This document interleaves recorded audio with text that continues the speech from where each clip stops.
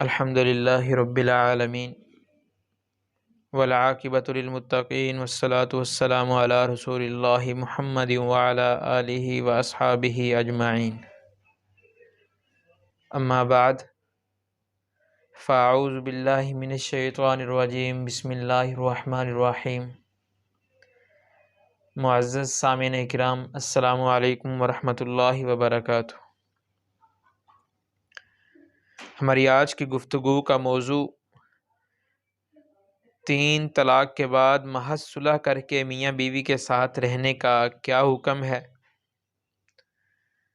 عزیز سامعین کرام، آج کل ایک افسوسناک سلسلہ یہ چل نکلا ہے کہ جب شوہر بیوی کو تین طلاقیں دے دیتا ہے تو اس کے بعد خاندان کے افراد اور جرگے والے میاں بیوی کی صلح کرا لیتے ہیں، یا میاں بیوی خود ہی صلح کر لیتے ہیں اور یوں دونوں پھر سے ساتھ رہنے لگ جاتے ہیں۔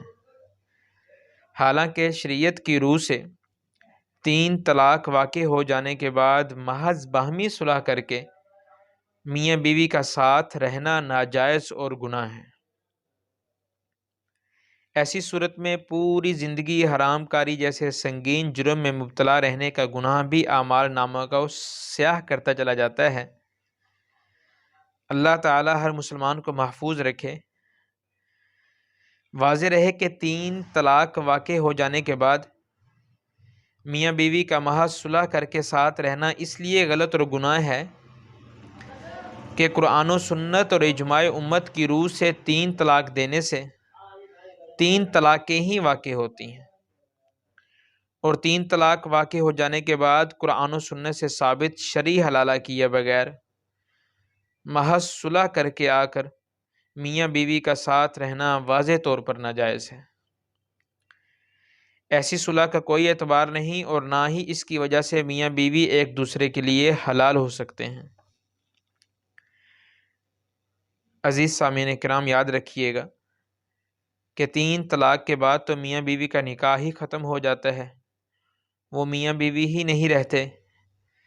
اس لیے محض صلح کرا کر ساتھ رہنے کا مطلب یہی ہے کہ اجنبی مرد اور عورت ساتھ رہ رہے ہیں، جس کی وجہ سے حرام کاری کا ارتکاب ہی ہو سکتا ہے۔ اس لیے ایسی صلح واضح طور پر غلط ہے۔ اس بحث میں ایک مسئلے میں تو یہ بات بھی سمجھ لینی چاہیے کہ جس طرح تین طلاقیں دینے کے بعد باہمی صلح کرانے سے یہ میاں بیوی ایک دوسرے کے لیے حلال نہیں ہو جاتے، اسی طرح تین طلاق کو ایک طلاق سمجھنے والے کسی فرقے یا مذہبی اسکالر سے ایک طلاق کا فتویٰ لے لینا بھی ہرگز درست نہیں۔ ایسا فتویٰ واضح طور پر غلط بلکہ قرآن و سنت اور اجماع امت کے بھی خلاف ہے۔ اس لیے اس کی وجہ سے کوئی حرام کام حلال نہیں ہو جاتا۔ عزیز سامعین، یاد رکھیے کہ تین طلاقیں دینے کے بعد اختیار کیے جانے والے جو ہیلے بہانے ذکر کیے جاتے ہیں اور ان کے علاوہ ایسے جتنے بھی جھوٹ پر مبنی طریقے اپنائے جاتے ہیں وہ سنگین گناہوں کے زمرے میں آتے ہیں، اور ان کی وجہ سے تین طلاق کے مسئلے پر کوئی اثر نہیں پڑتا اور نہ ہی ان کی وجہ سے کوئی حرام کام حلال ہو سکتا ہے۔ اس لیے طلاق دینے میں بھرپور احتیاط سے کام لینا چاہیے، اور اگر خدا نخواستہ طلاق کا کوئی واقعہ پیش آ جائے تو وہ واقعہ صحیح تفصیلات اور الفاظ طلاق کے ساتھ کسی مستند مفتی صاحب یا دارالافتاء کے سامنے ذکر کر کے ان سے فتویٰ حاصل کیا جائے تاکہ شرعی حکم معلوم ہو سکے۔ تین طلاقیں تین واقع ہونے پر اجماع کی صراحت ہے۔ معزز سامعین، واضح رہے کہ تین طلاقیں دینے سے تین طلاقیں ہی واقع ہوتی ہیں، یہ بات قرآن و سنت سے بھی ثابت ہے اور اس پر امت کا اجماع بھی ہے۔ دعا ہے کہ اللہ تعالی ہمیں کبیرہ گناہوں سے بچائے اور صحیح دین پر عمل کرنے والا بنائے۔ اس لیے محترم مکرم عزیز سامعین کرام،